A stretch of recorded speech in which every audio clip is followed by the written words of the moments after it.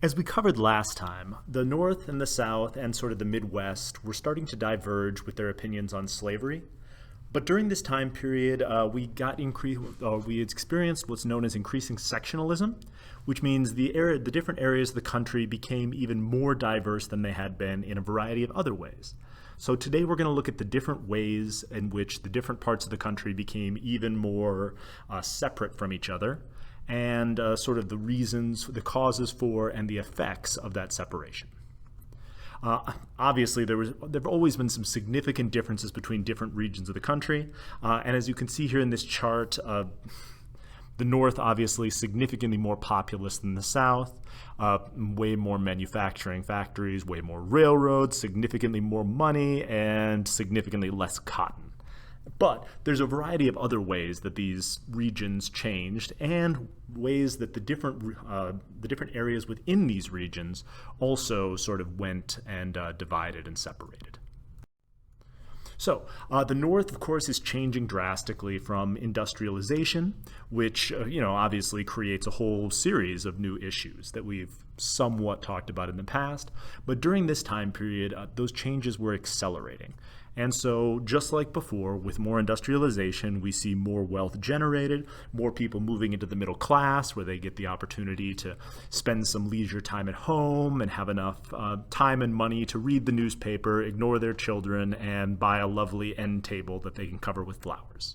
So, rising middle class. We, of course, also see increasing wealth within cities, and which is going to lead to a whole series of issues and problems that we're going to look at momentarily. But we start to see increasing wealth and sort of social stratification that comes with that.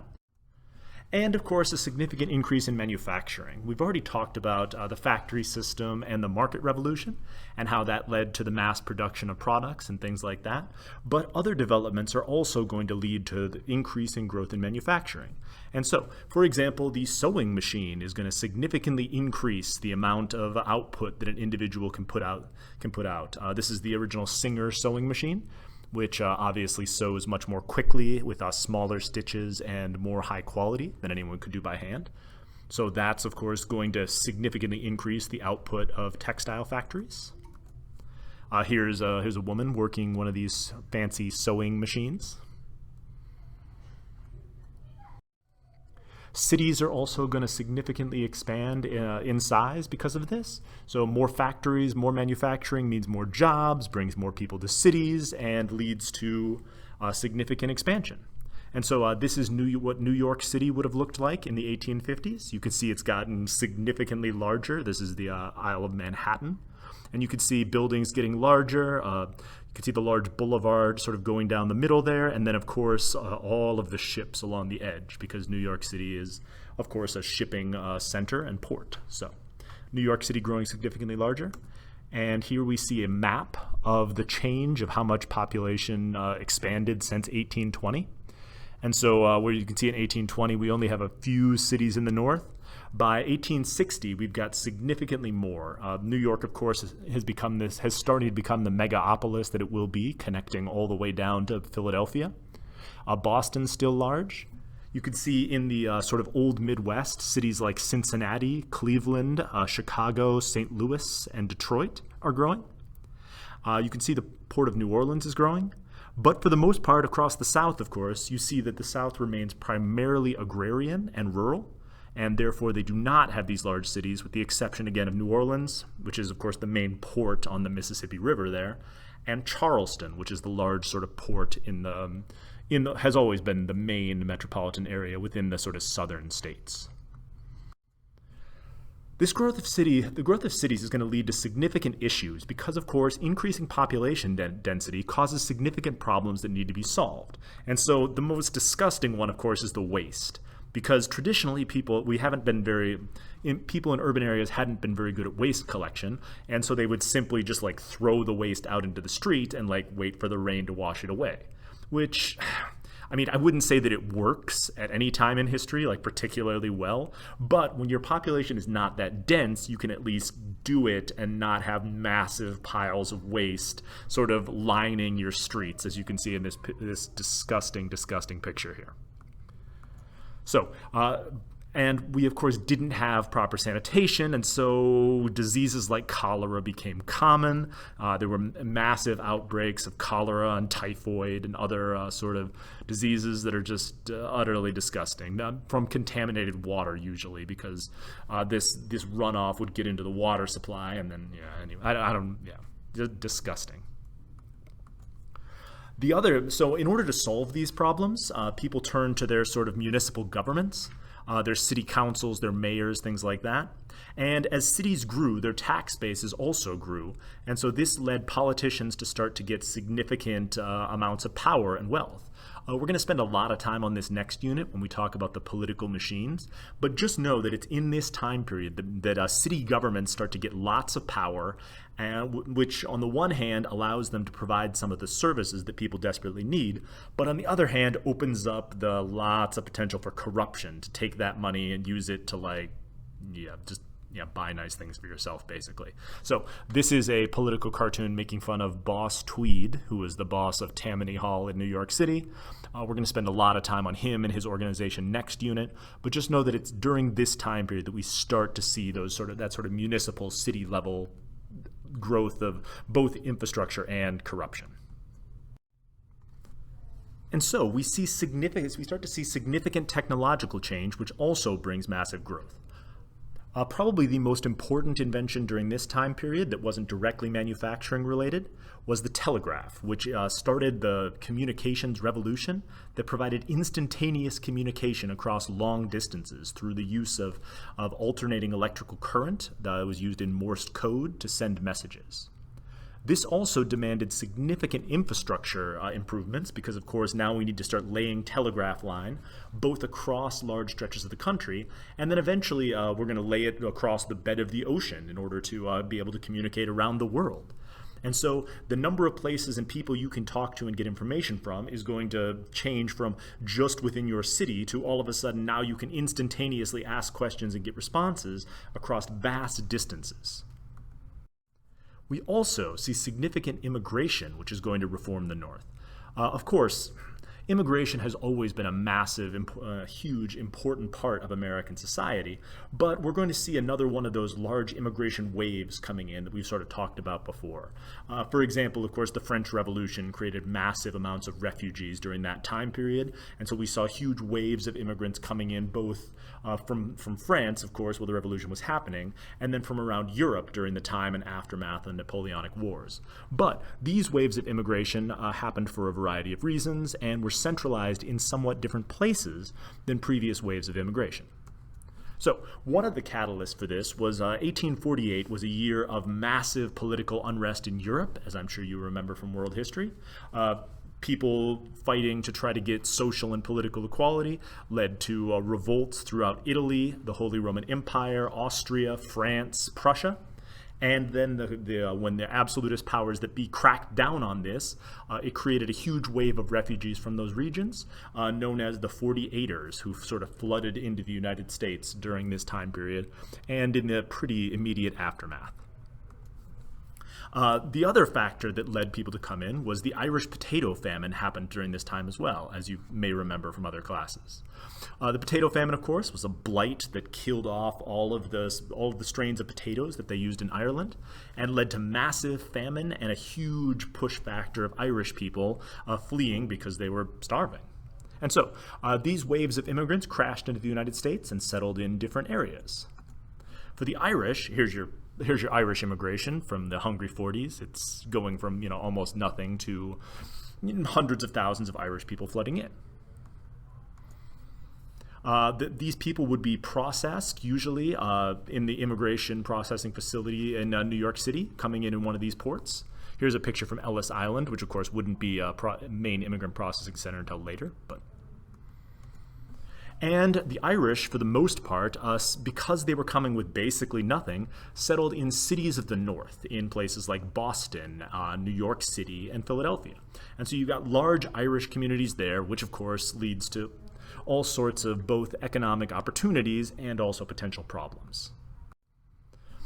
One of the potential problems was an upswing in what's called nativism, which is the idea that us Native Americans here, the people living here now, are somehow being overwhelmed by these foreigners who are never going to be truly Americans and are changing our demographics, beyond recognition.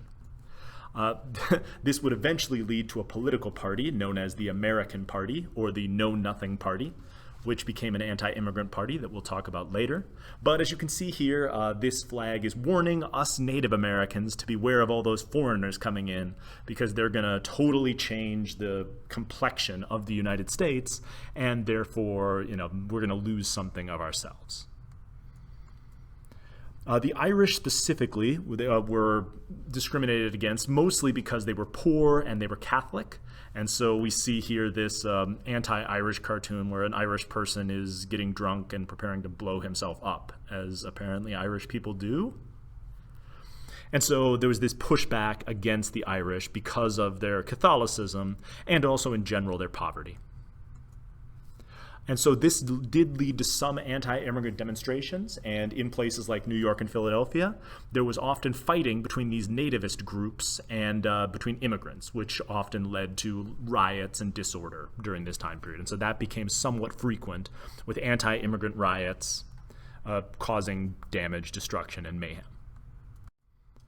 The other big push was railroads, which were intertwined with the telegraph to some degree. And so railroads, of course, expanded greatly during this time period. We've already talked about the steam engine in previous lectures, but we started to see a significant expansion in railroads during this time period. And so you can see the difference between first the railroads built in the 1850s, and then the massive rail boom that we get in between 1850 and 1860. Which, as you can see, was concentrated mainly in the north and then the sort of old Midwest there, with limited rail lines going to the south, which is going to become important later.